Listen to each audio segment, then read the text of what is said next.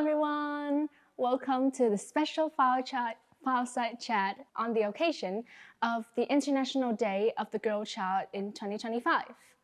My name is Chami, and I am very excited and happy to be here today to share our stories along with our special guests here.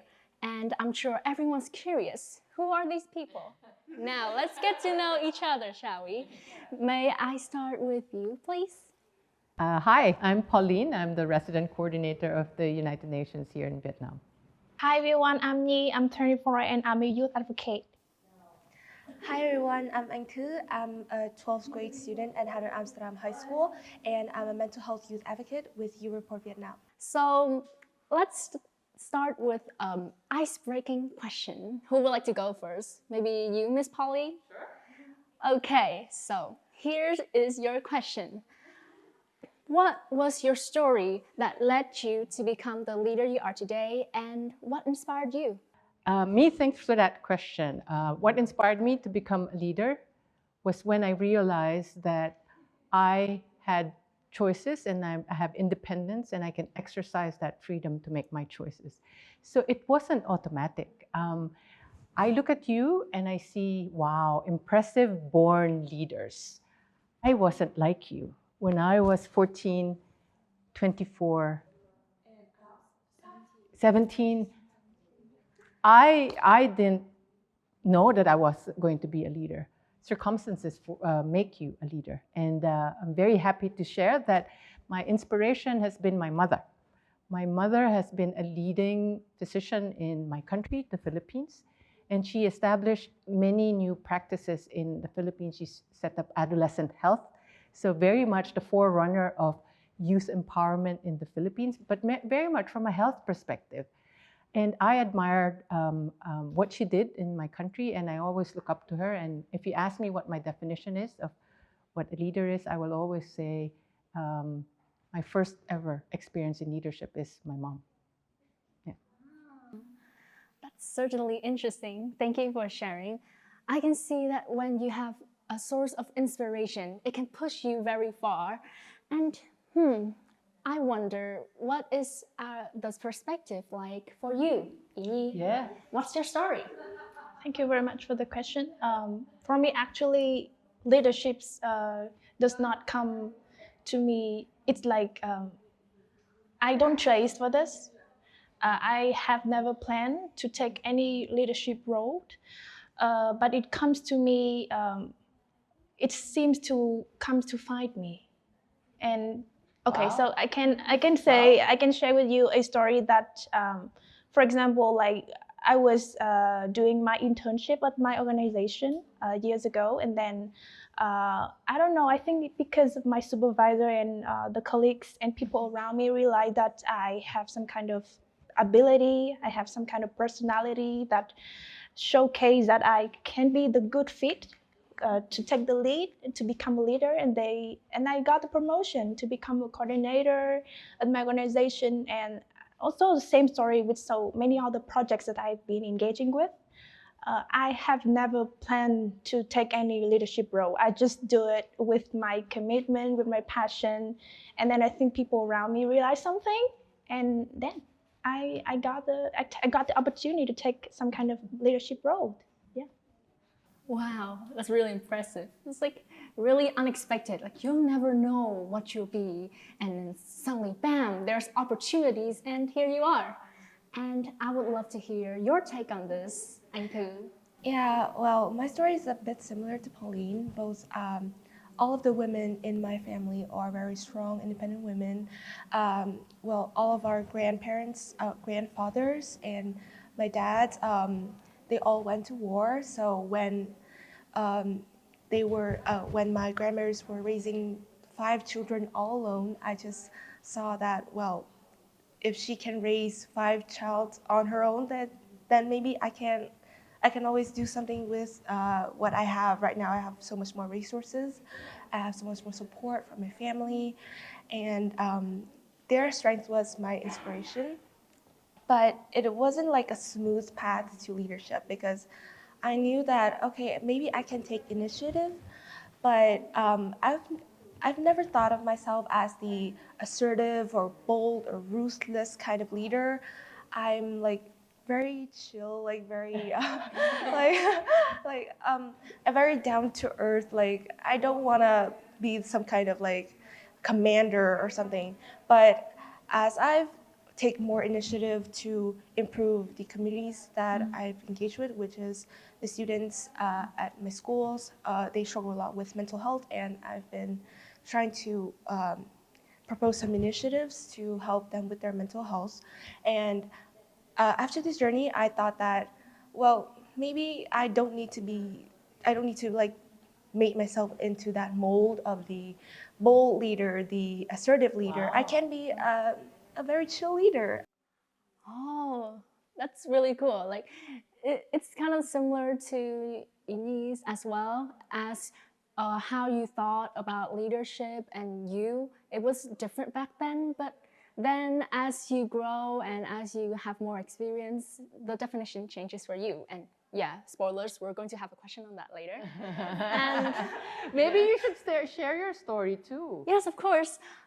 So mine, like all of you guys, it didn't like come from a single spark. It began gradually. So when I was younger, I had early exposure to the topic of sustainability, which soon as I grow, it kind of like became attached to me. But beyond that, I was also inspired by people around me, like my family and even my friends. I had a lot of friends who were talented and they had a lot of cool activities back then. I looked up to them like, oh my God, they're so cool. But back then I never really thought about doing anything. All I thought was like, oh, they're very cool. But as I stepped into secondary, things began to change for me. It was when I first saw that people, like those cool friends I had out there, they actually had opportunities. They don't just become cool out of nowhere. They do something for it. And at first, I began to take part in more activities like signing up for the student council because at first I thought like, oh wow, that was really cool. But as I continued, I also got more awareness about like the current situation in the world, how children, how girls, some people are struggling with a lot of things, which reminded me of the passion that I once had for sustainability. And so I thought, why don't I be cool by doing something I like? And it worked. It was really effective because not only can I be cool, I can also be doing something I like, can be someone I want to be. And as I proceed, I begin to see that if I want to make changes, if I want to do those things, then I have to speak up, I have to take action. And that's when I became like more enthusiastic in joining like many competitions where we are encouraged to speak about different topics and all sorts of that. And yeah, that's how I began on my leadership journey.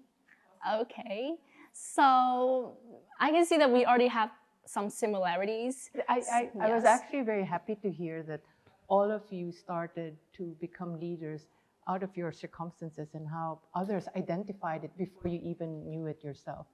And I really appreciate that you said, I just want to be chill about it. I don't need to personify the bold, assertive leader. And I think you're defining your own sense of leadership. And I think that's what I see amazing in all our stories and shaping our own leadership the way we think we should be able to serve. Yeah. Yes. Okay, so you guys remember the spoiler I gave earlier, right? Yeah. So here it comes. This time we're going to switch up the orders a bit. Anku, are you comfortable with going first? All right, okay. What is your definition of leadership and how has it changed through time? Well, like I said before in the last question, I always thought that leadership means I have to have command over people, I can have control over people. But now it has changed into how can I bring out the best in everyone? Yeah. How can I lead everyone to a common greater purpose? And I think that's really the essence of leadership. It's not about telling people what to do. It's about like inspiring them to take actions themselves that will make us like all move forward as a team. And I think that I've seen through many projects that I've did, and actually at Europort, which is UNICEF's initiative, I've seen that so many people with many diverse perspectives, we all come together and we all try to solve one common issues, but with many different ideas, and it just inspires me so much, and I love that about leadership. Thank you, Anh Thư. Well, we can see that your definition of leadership, it's commonly seen as someone who's bold, someone who's dominant, but to you, as time went past, it has changed very differently to you. What about you, Yi? How has it changed? I think I have the same thought with Anh Thư, because when I was younger, I believed that leadership means I have to give some direction for the others and ask people to do this and do that. But when I was grow up, and I believe that leadership to me is about shared leadership first. Yes. I yes, have to I like work. that. That was my answer.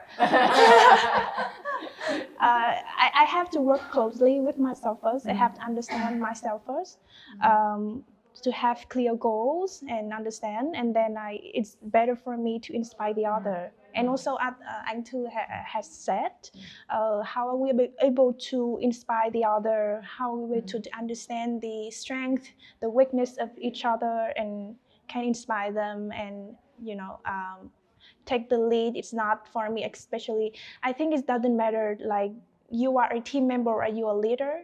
It's about if we are working to serve our community, it's important that we need to show our passion and a commitment to do the work and together. I like that. I really do like that.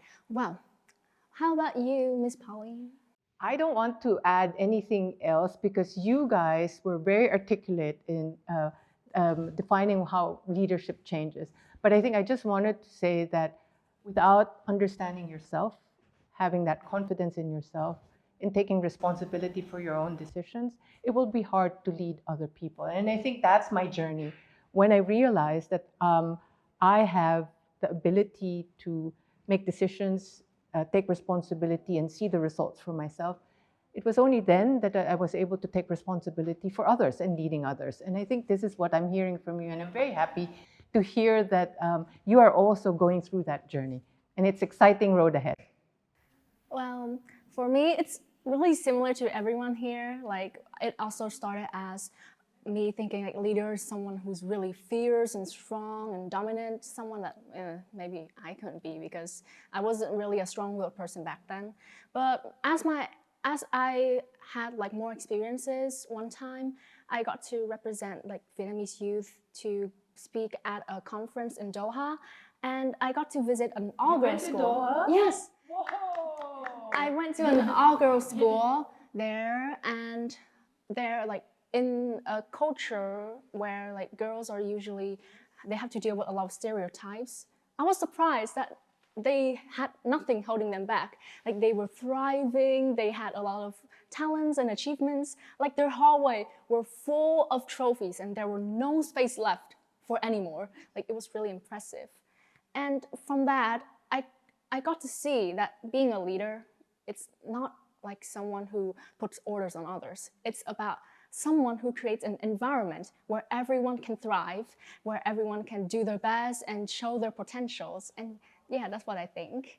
And thank you so much thank you three of you for being here today. And I would also like to say that our voices, the things we're doing right now, it's not over. And this applies to all the girls and everyone else who are seeing this. As long as we continue to act, to do things, to make changes, then there will always be a future where girls can continue to thrive and do our best. And with that, I would also like to thank everyone for listening to our stories with open hearts. And with that, see you next time.